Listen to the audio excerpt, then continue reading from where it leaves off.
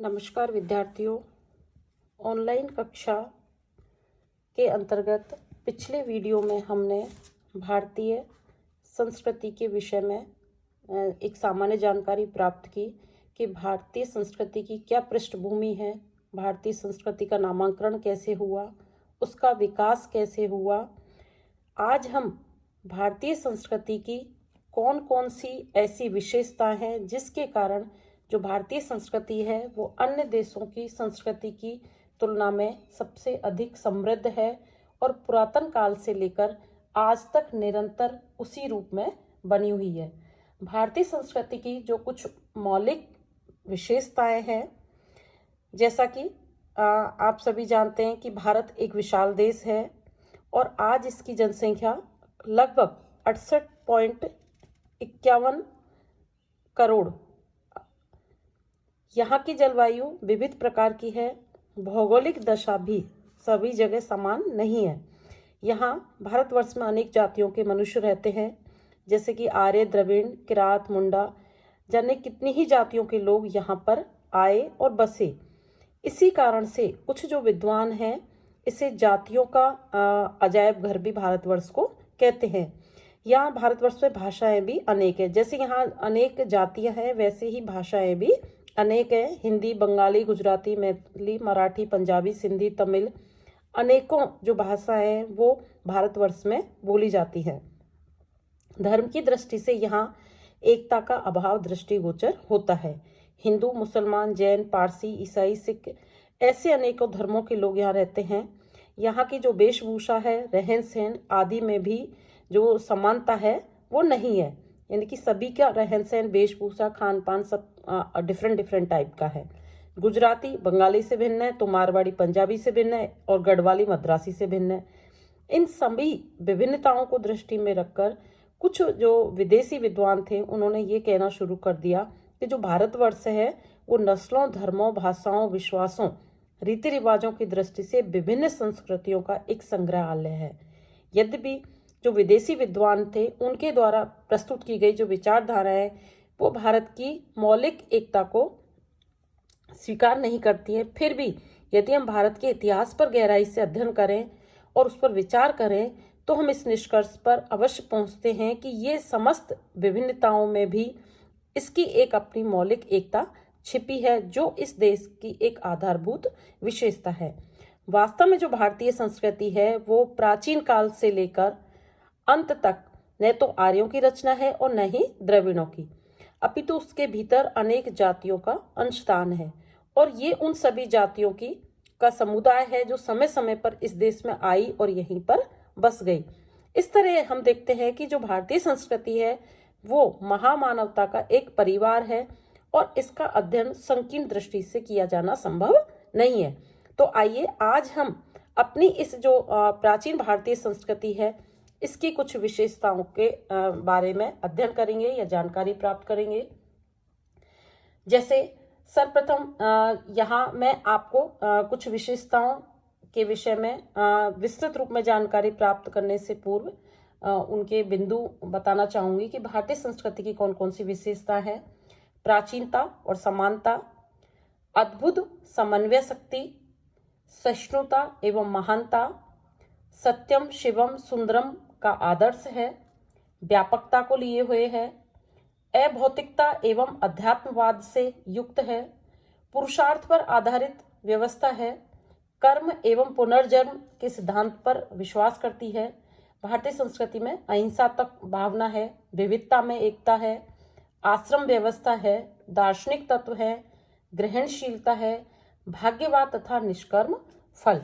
ये सभी जो विशेषताएं हैं वो भारतीय संस्कृति के अंतर्गत बताई गई हैं। तो आइए आज हम इन विशेषताओं के बारे में थोड़ी सी विस्तृत रूप में जानकारी प्राप्त करते हैं। जैसे सर्वप्रथम है प्राचीनता और सनातनता।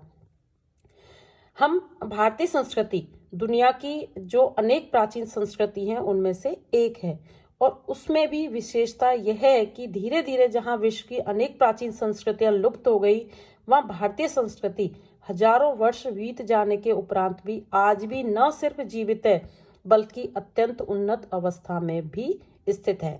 प्राचीन भारतीय सामाजिक संस्थाएं, जाति, विवाह, परिवार, नातेदारी, ये सभी सदियां बीत जाने पर भी आज भी अपने अतीत को बनाए हुए हैं। जबकि दूसरी ओर जो अनेक संस्कृतियां हैं, जैसे प्राचीन कालीन रोमन, यूनानी, इन सभी का पतन हुआ है और आज उनका कोई भी अनुयायी है ही नहीं।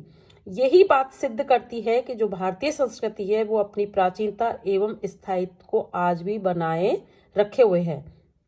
यदि हम पाषाण काल के जो अवशेष प्राप्त हैं उनमें भारत के विभिन्न क्षेत्रों से जो भी सबूत प्राप्त हैं उनमें हड़प्पा, मोहनजोदड़ो की खुदाई से प्राप्त अवशेष भारतीय संस्कृति की प्राचीनता और सर्वोत्कृष्टता को सिद्ध करते हैं। ये प्रमाणित करते हैं कि जब विश्व के अन्य भागों में संस्कृति के अंकुर फूट रहे थे, उस समय भारत में एक विकसित और समृद्ध संस्कृति पल्लवित हो चुकी थी। और भारतीय संस्कृति की प्राचीनता इस तथ्य से सिद्ध हो जाती है कि लगभग 4-5 हजार वर्षों से विश्व की विभिन्न संस्कृतियों को भारतीय संस्कृति ने प्रभावित किया है। तो यहाँ ये बात सिद्ध हो जाती है कि भारतीय संस्कृति प्राचीन और सनातन काल से चली आ रही है। दूसरा बिंदु है अद्भुत समन्वय शक्ति। भारतीय सभ्यता एवं संस्कृति के अमृत का सबसे प्रधान जो कारण है उसकी समन्वय शक्ति है। प्रसिद्ध इतिहासकार डार्डवेल के शब्दों में भारतीय संस्कृति उस महान समुद्र के समान है जिसमें अनेक नदियां आकर विलीन हो जाती हैं। मिस्र, सुमेरिया, फारस आदि जो देश हैं वो बहुत प्राचीन काल से सभ्य भले हो गए, किंतु वहां की जो सभ्यता है वो अविच्छिन्न रूप में चलकर आज के युग तक अपने अस्तित्व को नहीं ला सकी। कहने का तात्पर्य है कि इन देशों की जो संस्कृति थी वो हमारे संस्कृति से रिच थी, लेकिन धीरे धीरे वो लुप्त होती चली गई। पर जो भारतीय संस्कृति है वो आज भी उसी रूप में अपना अस्तित्व बनाए हुए है। सांस्कृतिक जीवन की धारा आज तक अविच्छिन्न रूप से यहाँ पर बहती चली आ रही है। भारत में नए तत्व आते गए। प्रारंभ से लेकर वर्तमान काल तक भारत पर अनेकों संस्कृतियों ने अपना प्रभाव जमाना चाहा। उनका यहाँ सदियों तक शासन भी रहा, किंतु भारतीय संस्कृति की मर्यादा मिटी नहीं। उसने सबको आश्रय दिया और सुंदर तत्वों को ग्रहण करने में संकोच नहीं किया, साथ ही अपनी प्राचीनता को भी बनाए रखा। विदेशी भी यहाँ के रंग में रंग गए और अपने को भारतीय कहने लगे। ये देखिए, भारतीय संस्कृति की एक सबसे बड़ी विशेषता है कि विदेशी भी यहाँ के रंग में रंग गए और अपने आप को भारतीय कहने लगे। वास्तव में विशाल, व्यापक और उदारतापूर्ण भारतीय संस्कृति में नए पुराने सभी प्रकार के तत्वों को पचाने में बहुत बड़ी शक्ति आज भी विद्यमान है। इसका हाजमा यानी जो क्षेत्र है बहुत बड़ा है। सिंधु घाटी की संस्कृति और आर्य संस्कृति के समन्वय से जो संस्कृति जन्मी वह अपने समन्वयात्मक बल के कारण आज भी जीवित है। सदियों के बाद, बड़े बड़े परिवर्तनों के बाद और बड़े बड़े राजनीतिक भूचालों के बाद भी आज भारतीय संस्कृति मूलतः अपने अस्तित्व को कायम रखे हुए है। इसमें कोई संदेह नहीं कि पाश्चात्य सभ्यता ने हमारे सामाजिक जीवन को बड़ी ठेस पहुंचाई है, किंतु यह भी हर्ष की बात है कि अब हम ये समझने लगे हैं कि हमें पाश्चात्य सभ्यता के कल्याणकारी तत्वों को ही अपनाना चाहिए। हमारी जो प्राचीन संस्कृति है उसमें अनेक तत्व ऐसे हैं जिन्हें अपनाए रहने में संसार का हित है और इसी में जीवन सुखी रह सकता है। तो ये एक बहुत बड़ी चीज थी भारतीय संस्कृति कि भारतीय संस्कृति में अनेकों जो जाति धर्म के लोग आए, लेकिन और दूसरे देशों की संस्कृतियों का भी प्रभाव पड़ा, लेकिन जैसे दूसरे देशों की संस्कृतियां काल के साथ धीरे धीरे विलुप्त होती चली गई, भारतीय संस्कृति आज भी अपने अस्तित्व को बनाए हुए है। तीसरी विशेषता है सहिष्णुता एवं महानता।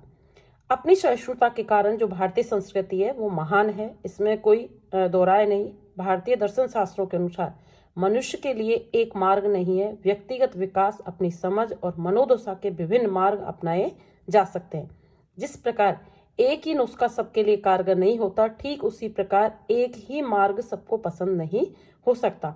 हमारे यहाँ ईश्वर को प्राप्त करने के लिए ज्ञान मार्ग भी है, भक्ति मार्ग भी है और कर्म मार्ग भी है, तो योग मार्ग भी है। जिसकी जैसी क्षमता और रुचि हो, सुविधा हो, योग्यता हो, उसी के हिसाब से वो अपने मार्ग को अपना सकता है। हमारे यहाँ निराकार ईश्वर की उपासना का विधान है, तो साकार रूप में परमेश्वर की भक्ति की बात भी कही गई है। वेदांत का अद्वैतवाद, बौद्ध धर्म का अनीश्वरवाद और चारवाक का भौतिक नास्तिकवाद सबका हमारे धर्म में समन्वय हो गया है। जितनी दार्शनिक खोज भारत में हुई है उतनी शायद ही किसी अन्य देशों में हुई हो। आर्यों के समय से ही प्रत्येक व्यक्ति को निर्भयता के साथ जीवन के अंतिम सत्य की खोज की पूरी स्वतंत्रता रही है। हमारे पूर्वजों ने बार बार विरोधी तत्वों को अपने में मिलाकर नए जीवन का और नए मार्ग का विकास किया है। धार्मिक क्षेत्र में जितनी सहिष्णुता तथा आचरण की स्वतंत्रता हमारे देश में रही उतनी कभी कहीं भी किसी देश में नहीं रही होगी। अनेक जातियों, प्रजातियों एवं धर्म के लोगों ने भारत में प्रवेश किया और भारत में बिना किसी भेदभाव के उन सभी के साथ सहिष्णुता और प्रेम भाव का प्रदर्शन किया। साथ ही साथ भारत ने किसी भी व्यक्ति या समूह पर अपनी संस्कृति थोपने का प्रयास भी नहीं किया, बल्कि उन्हें अपने मौलिक रूप में ही रहने दिया। यही कारण है कि भारत में आज भी विभिन्न धर्म, जाति और प्रजातियों के संप्रदायों के लोग स्वतंत्रता पूर्वक रह रहे हैं। यह सब भारतीय संस्कृति की सहिष्णुता और महानता के कारण ही संभव हो सका है।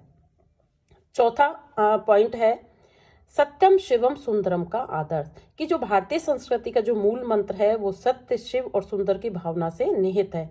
वह सत्य है, सर्व कल्याण तथा जीवन के सौंदर्य में आस्था रखती है। ये वे आदर्शलाएं जो काल में अपरिवर्तनशील रहती हैं। सत्यम शिवम सुंदरम की भावना से ही जीवन की संपूर्णता है और यही भावना भारतीय संस्कृति का प्राण है। पांचवा बिंदु है व्यापकता, कि जो भारतीय सभ्यता व संस्कृति की एक विशेषता यह है कि उसकी व्यापकता को लिए हुए है। उसका जो क्षेत्र है वो किसी सीमा में बंधा नहीं है। लक्ष्य सदैव सभी का विकास करना रहा है। उसने जीवन की शारीरिक, मानसिक, आध्यात्मिक तीनों ही शक्तियों को उन्नत बनाने का प्रयास किया है और सदैव आगे बढ़ने की भारतीय संस्कृति ने प्रेरणा दी है। विरोध में भी जन जन को एकता का संदेश दिया है। यही कारण है कि विचार, दर्शन, सामाजिक व्यवस्थाएं और सांस्कृतिक विभिन्नताएं एक साथ मुक्त रूप में यहाँ विकसित हो सकी हैं। छठी विशेषता है अभौतिकता एवं अध्यात्मवाद। भारतीय संस्कृति भौतिक की अपेक्षा अभौतिक वस्तुओं पर अधिक ध्यान देती है। जैसे अध्यात्मवाद को भारत ने आरंभ से ही अत्यंत महत्व दिया। हमारे यहाँ भौतिक सुख, भोग, आनंद को कभी जीवन का लक्ष्य स्वीकार नहीं किया गया, वरन ईश्वर, आत्मा, कर्म और पुनर्जन्म जैसी अवधारणाओं के कारण अध्यात्मवाद को बल प्रदान किया गया और इस प्रकार भौतिक आनंद, भोग लिप्सा की जगह धर्म एवं अध्यात्मवाद ही भारतीय संस्कृति का मूल मंत्र और प्राण रहा है। सातवीं विशेषता है पुरुषार्थ पर आधारित व्यवस्था, कि भारतीय संस्कृति को आरंभ से ही पुरुषार्थ पर आधारित व्यवस्था के रूप में स्पष्ट किया गया है। प्रत्येक व्यक्ति को जीवन में पुरुषार्थ के महत्व को स्पष्ट किया है और व्यक्ति जीवन में धर्म, अर्थ, काम, मोक्ष के लक्ष्यों को प्राप्त करने का प्रयास करता है। व्यक्ति के जीवन में धर्म, अर्थ, काम व मोक्ष के उचित समन्वय से न केवल उसके व्यक्तित्व का विकास होता है बल्कि उससे सामाजिक जीवन की भी उन्नति होती है और पुरुषार्थ की इस व्यवस्था के कारण भारतीय संस्कृति अन्य पाश्चात्य संस्कृतियों से एक अलग पहचान रखती है। आठवां जो विशेषता है वो है कर्म व पुनर्जन्म। भारतीय संस्कृति अपने कर्म और पुनर्जन्म के सिद्धांत के कारण अपनी विशिष्टता बनाए रखने में समर्थ हुई है। हमारे यहाँ व्यक्ति को संसार से विरक्त होने का उपदेश नहीं जाता बल्कि उसे फल की अपेक्षा किए बिना निरंतर कर्म करते रहने का उपदेश दिया गया है। और गीता में एक श्लोक आता भी है कि कर्मण्य में विधिकारस्ते माँ फलेषु कदाचन माँ कर्म फल हेतु भूमागते संगो अस्त्वम कर्मणि, के व्यक्ति को कर्म एवं दायित्व की भावना से सजग रखने के लिए ही भारतीय संस्कृति में पुनर्जन्म के सिद्धांत को महत्व दिया गया है। व्यक्ति जैसे कर्म जीवन में करता है उसी तरह का जीवन उसे अगले जीवन में प्राप्त होगा। अच्छे कर्मों से उसका आगामी जीवन अच्छा और बुरे कर्मों से उसका आगामी जीवन बुरा बनता है। नौवीं जो विशेषता है वो है अहिंसात्मक भावना। भारतीय सभ्यता और संस्कृति अहिंसा, दया और शांति से ओतप्रोत है।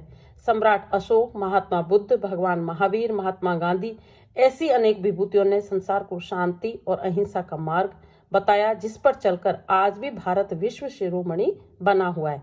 यद्यपि अहिंसा का जो आदर्श है वो थोड़ा बहुत सभी संस्कृतियों में देखने को मिलता है, किंतु इसका जो क्रियात्मक रूप है वो भारतीय संस्कृति की एक विशेषता है।